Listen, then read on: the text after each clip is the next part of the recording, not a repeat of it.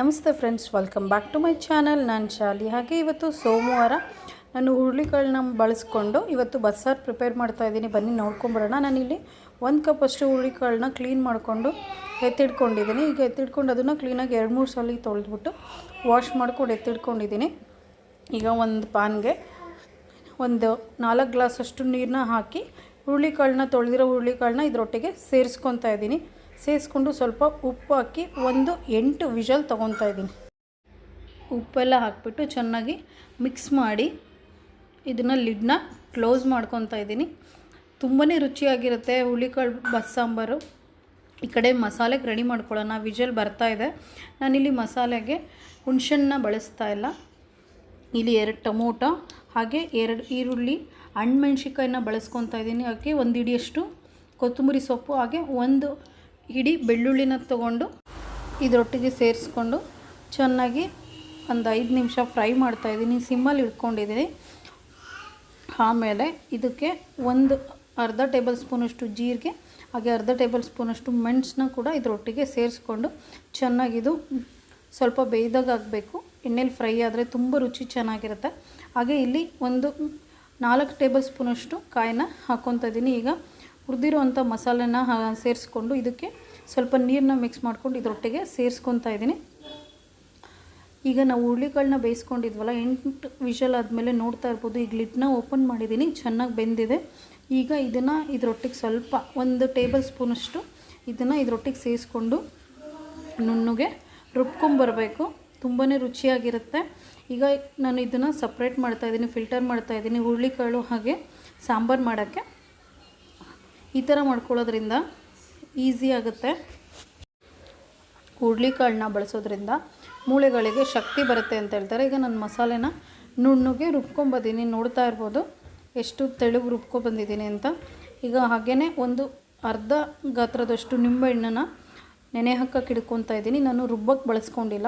ಈ ಥರ ಮಾಡಿ ಹಾಕೋದ್ರಿಂದ ರುಚಿ ತುಂಬಾ ಚೆನ್ನಾಗಿರುತ್ತೆ. ಈಗ ನಾನಿಲ್ಲಿ ದಂಟಿನ ಸೊಪ್ಪು ತೊಗೊಂಡಿದ್ದೀನಿ ಪಲ್ಯಕ್ಕೋಸ್ಕರ. ಈಗ ಫಸ್ಟು ಒಗ್ಗರಣೆ ಮಾಡ್ಕೊತಾ ಇದ್ದೀನಿ ಬಸ್ಸಾರಿಗೆ. ಒಂದು ಪಾನ್ ಇಟ್ಬಿಟ್ಟು ಅದಕ್ಕಾದ ನಂತರ ಇಲ್ಲಿ ನಾನು 2 ಟೇಬಲ್ ಸ್ಪೂನ್ ಎಣ್ಣೆ ಹಾಕ್ಕೊಂಡು ಚಿಟಿಕೆಯಷ್ಟು ಸಾಸಿವೆ ಮತ್ತು ಕರ್ಬೇವಿನ ಸೊಪ್ಪನ್ನ ಹಾಕ್ಕೊಂಡಿದ್ದೀನಿ. ಹಾಗೆ ಅರ್ಧ ಈರುಳ್ಳಿನ ಕಟ್ ಮಾಡಿ ಇದರೊಟ್ಟಿಗೆ ಸೇರಿಸ್ಕೊಂಡು ಸ್ವಲ್ಪ ಅದನ್ನು ಫ್ರೈ ಆಗಕ್ಕೆ ಬಿಡ್ಕೊತಾ ಇದ್ದೀನಿ. ಈಗ ನೋಡ್ತಾ ಇರ್ಬೋದು ಸ್ವಲ್ಪ ಫ್ರೈ ಆಗ್ತದೆ. ಈ ಸಂದರ್ಭದಲ್ಲಿ ನಾವು ರುಬ್ಕೊಂಡಿದ್ವಲ್ಲ ಮಸಾಲ, ಆ ಬಸ್ಸಾರಿದ್ದು, ಅದನ್ನು ಈ ಮಸಾಲನ ಇದರೊಟ್ಟಿಗೆ ಸೇರಿಸ್ಕೊಂಡು ಹಸಿ ಸ್ಮೆಲ್ ಏನಿದೆ ಅದು ಹೋಗೋವರೆಗೂ ಸಿಮ್ಮಲ್ಲಿ ಇಟ್ಕೊಂಡು ಚೆನ್ನಾಗಿ ಮಿಕ್ಸ್ ಮಾಡಿ ಫ್ರೈ ಮಾಡಬೇಕು 3-4 ನಿಮಿಷ. ಆ ಫ್ರೈ ಆದಮೇಲೆ ನಾವಿಲ್ಲಿ ಫಿಲ್ಟರ್ ಮಾಡ್ಕೊಂಡಿದ್ವಲ್ಲ ಹುರುಳಿಕಾಳ್ದು, ಆ ನೀರನ್ನ ತೆಗೆದು ಇದರೊಟ್ಟಿಗೆ ಸೇರಿಸ್ಕೊತಾ ಇದ್ದೀನಿ. ಜಾಡಿಗೆನೇ ಹಾಕಿ ಚೆನ್ನಾಗಿ ಮಿಕ್ಸ್ ಮಾಡಿ ಇದರೊಟ್ಟಿಗೆ ಸೇರಿಸ್ಕೊತಾ ಇದ್ದೀನಿ. ನಿಮಗೆ ಕ್ವಾಂಟಿಟಿ ಎಷ್ಟು ಬೇಕೋ ಅಷ್ಟು ಹಾಕ್ಕೊಳ್ಳಿ. ಇದಕ್ಕೆ ಜಾಸ್ತಿ ನೀರನ್ನ ಸೇರಿಸ್ಕೊಂಡ್ರೆ ರುಚಿ ಚೆನ್ನಾಗಿರಲ್ಲ, ತುಂಬಾ ರುಚಿಯಾಗಿರುತ್ತೆ. ಸ್ವಲ್ಪ ಇದ್ರದ್ದು ಏನಿರುತ್ತೆ ಅದೇ ನೀರು ಹಾಕ್ಕೊಳ್ಳಿ, ನೀರನ್ನ ಎಕ್ಸ್ಟ್ರಾ ಆ್ಯಡ್ ಮಾಡ್ಕೊಂಬಿಡಿ. ಈಗ ನೋಡ್ತಾ ಇರ್ಬೋದು ಈ ಕನ್ಸಿಸ್ಟೆಂಟಲ್ಲಿದೆ. ಸ್ವಲ್ಪ ಈಗ ಉಪ್ಪು ಹಾಕ್ಕೊತಾ ಇದ್ದೀನಿ, ಅರ್ಧ ಟೇಬಲ್ ಸ್ಪೂನು. ಹಾಗೆ ಪಕ್ಕದಲ್ಲಿ ಪಲ್ಯಕ್ಕೆ ಒಗ್ಗರಣೆಗೆ ಇಡ್ಕೊತಾ ಇದ್ದೀನಿ. ಒಣಮೆಣ್ಸಿನ್ಕಾಯಿನ ಹಾಕ್ತಾಯಿದ್ದೀನಿ. 1 ಟೇಬಲ್ ಸ್ಪೂನ್ ಎಣ್ಣೆ ಹಾಕಿ ಅದಕ್ಕೆ 4ರಿಂದ 5 ಒಣಮೆಣ್ಸಿನ್ಕಾಯಿ ಹಾಕಿ ಸ್ವಲ್ಪ ಚಿಟಿಕೆ ಸಾಸಿವೆ ಕರ್ಬೇವಿನ ಸೊಪ್ಪನ್ನ ಹಾಕ್ಕೊತಾ ಇದ್ದೀನಿ. ಹಾಗೆ ಉದ್ದುದ್ದಕ್ಕೆ ಕಟ್ ಮಾಡ್ಕೊಂಡಿರೋ ಈರುಳ್ಳಿನೂ 1 ಈರುಳ್ಳಿ ಮೀಡಿಯಮ್ ಈರುಳ್ಳಿನ ಕಟ್ ಮಾಡ್ಕೊಂಡಿರೋ ಈರುಳ್ಳಿನ ಇದರೊಟ್ಟಿಗೆ ಸೇರಿಸ್ಕೊತಾ ಇದ್ದೀನಿ. ಸೇರಿಸ್ಕೊಂಡು ಚೆನ್ನಾಗಿ ಮಿಕ್ಸ್ ಮಾಡ್ಕೊತಾ ಇದ್ದೀನಿ. ಈಗ ಬೆಂದಂಗೆ ಆಗಿದೆ. ನಾನಿಲ್ಲಿ ಫಸ್ಟು ಸೊಪ್ಪನ್ನ ಸೋಸಿಡ್ಕೊಂಡಿದ್ದೆ. ಈಗ ಕ್ಲೀನಾಗಿ ತೊಳೆದಿಡ್ಕೊಂಡು ಅದನ್ನು ಫಸ್ಟು ದಪ್ಪಕ್ಕೆ ಕಟ್ ಮಾಡಿ ಇಟ್ಕೊಂಡಿದ್ದೆ. ಈಗ ಅದನ್ನು ಇದರೊಟ್ಟಿಗೆ ಸೇರಿಸ್ಕೊತಾ ಇದ್ದೀನಿ. ಸೇರಿಸ್ಕೊಂಡು ಚೆನ್ನಾಗಿ ಮಿಕ್ಸ್ ಮಾಡ್ತಾಯಿದ್ದೀನಿ. ಸಾಂಬಾರು ಈ ಕಡೆ ಚೆನ್ನಾಗಿ ಕುದೀತಾ ಇದೆ, ನೋಡ್ತಾ ಇರ್ಬೋದು. ಹಾಗೆ ಆ ಕಡೆ ಸೊಪ್ಪು ಕೂಡ ಬೇಯ್ತಾ ಇದೆ.